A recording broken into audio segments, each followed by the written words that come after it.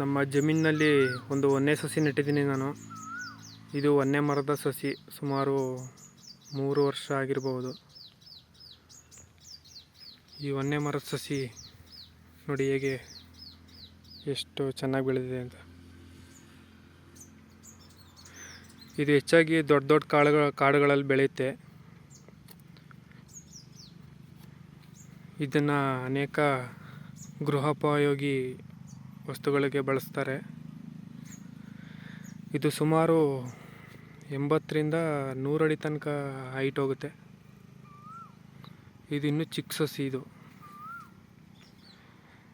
ಇದನ್ನು ಫಾರೆಸ್ಟ್ ಡಿಪಾರ್ಟ್ಮೆಂಟಿಂದ ತಂದು ನೆಟ್ಟಿರೋದು